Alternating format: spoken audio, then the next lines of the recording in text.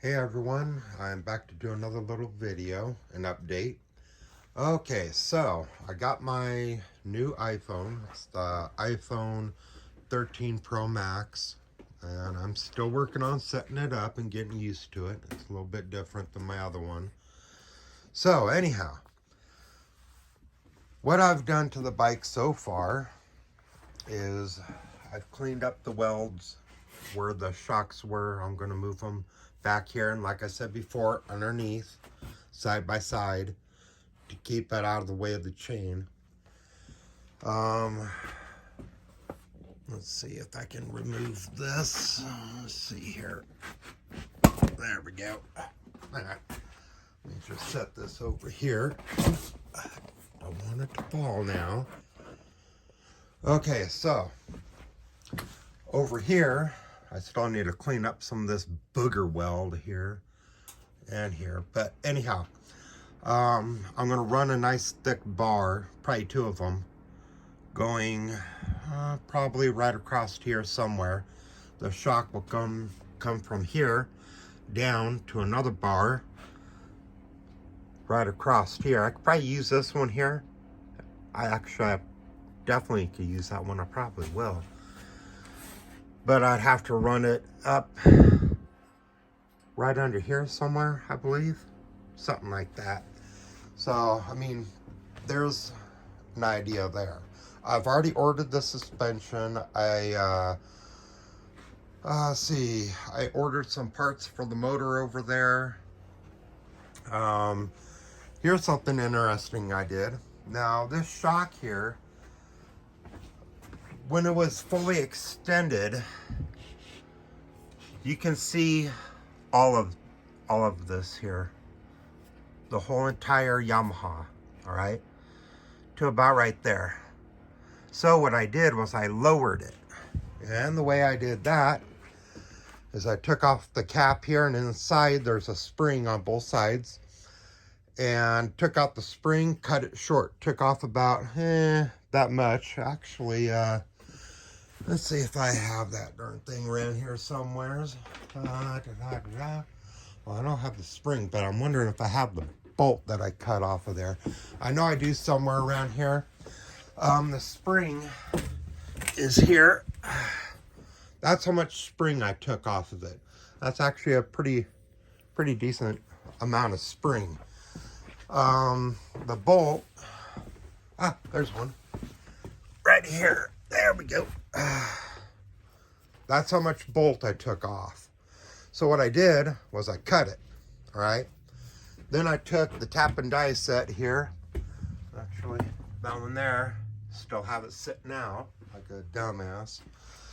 Should put that away soon. Rethreaded the bolt. And then, of course, the nut that's on it, I had to rethread it. It's not this nut, but one like it. Had to rethread it. And then the cap, the bolt, that long bolt goes from the bottom all the way up, screws into the cap here. So I had to rethread the cap as well, because I had a tap and die that came close, and I mean real close, but no cigar. So I had to redo the bolt, redo the cap, and all is good. Might need a little bit of fork oil, but I don't think so, because how much I shortened it, it should come out about right. If I decide that I want to put more fork oil in it, no problem. I'll just get some fork oil and put it in. There we go. Now coming over here,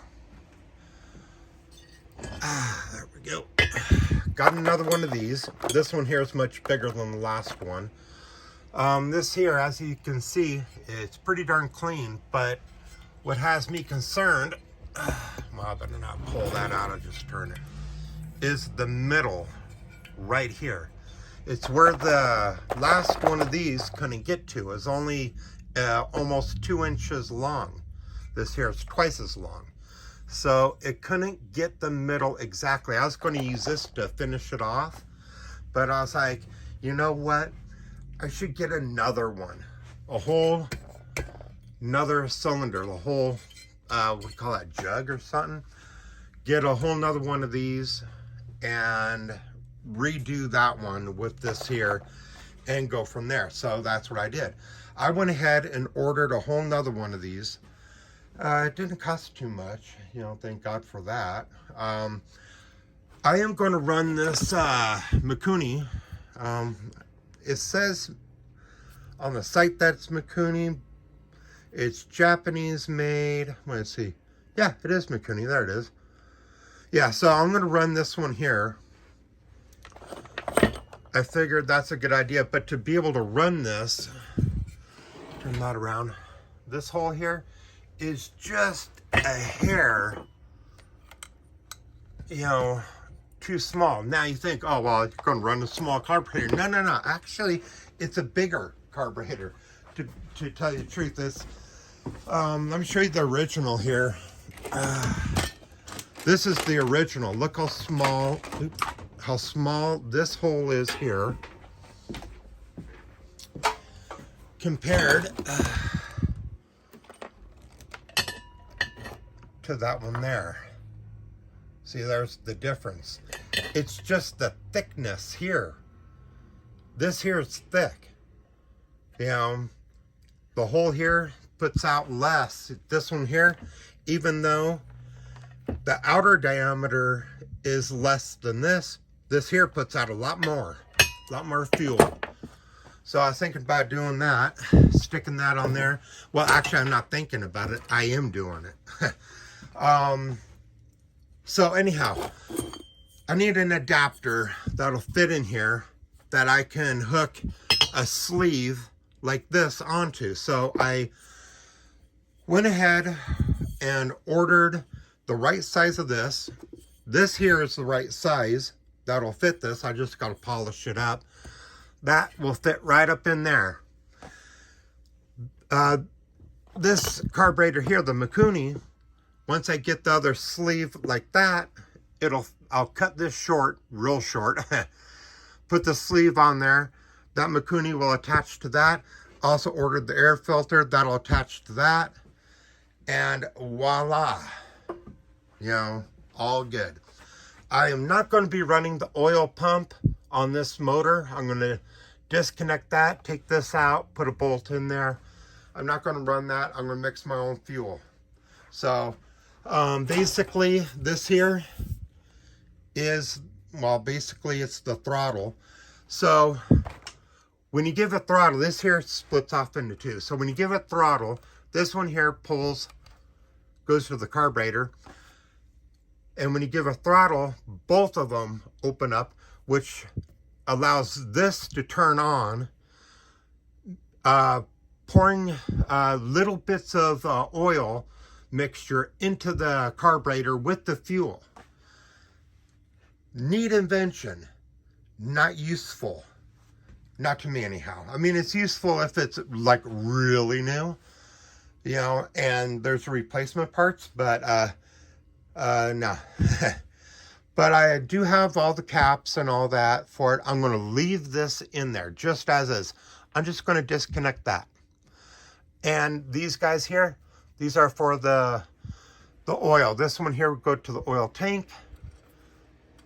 That holds the 2-stroke oil. This one here goes to the carburetor that shoots the oil into the carburetor.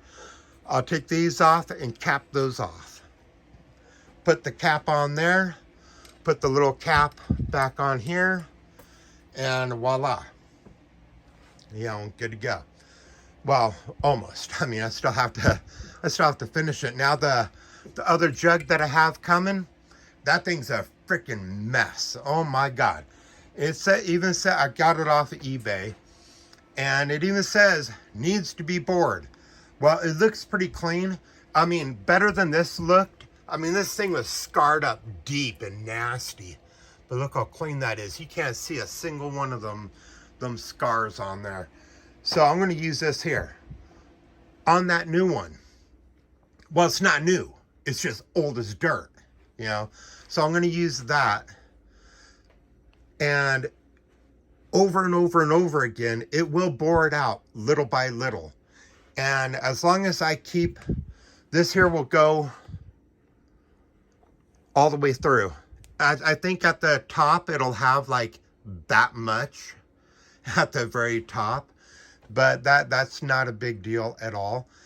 You know, so I'm not worried about that. What I am, you know, worried about is making sure that it's bored out, you know, big enough to fit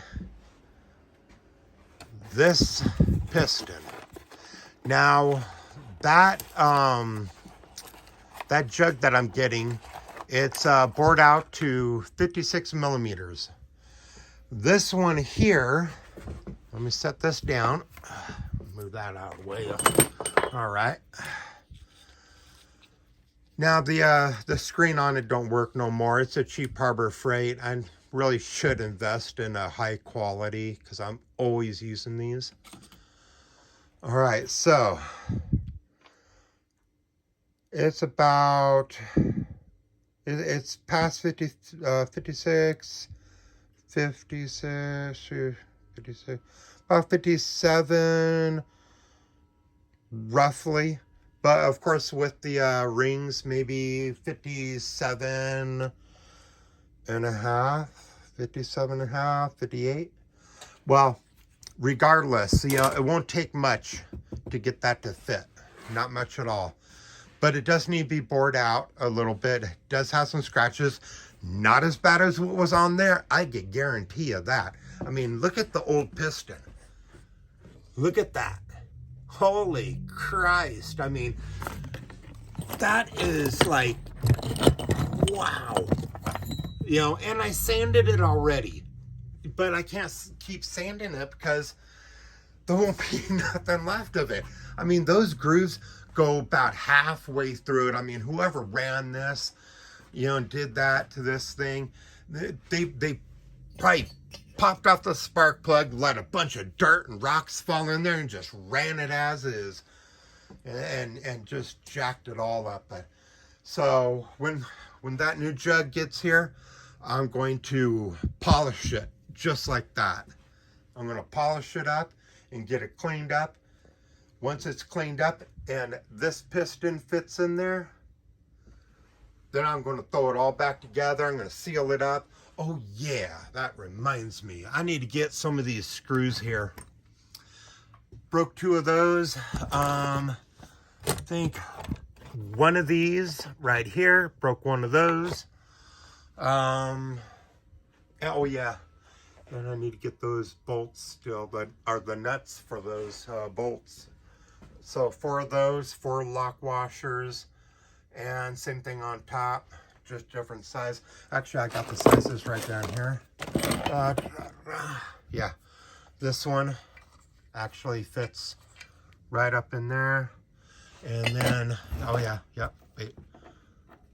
Oh, actually, it ain't that one that fits it. Hold on, my bad.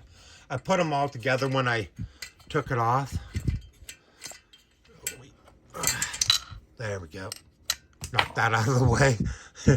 Because knowing me, I'll make the dummy mistake and well, I'm just going to set that there. Yeah, that way I don't lose it. So this one will fit here. That one fits on that one.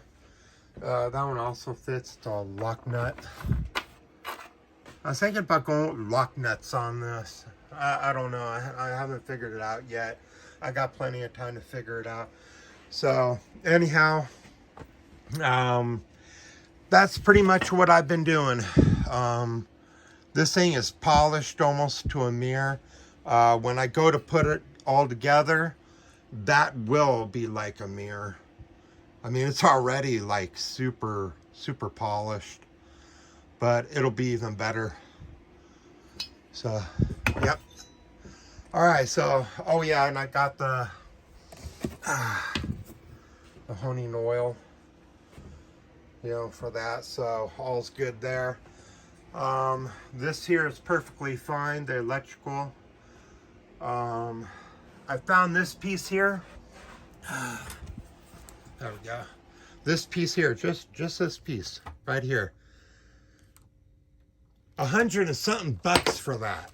For the original. I got the original right there. I'm like, good God, think I don't have to get that.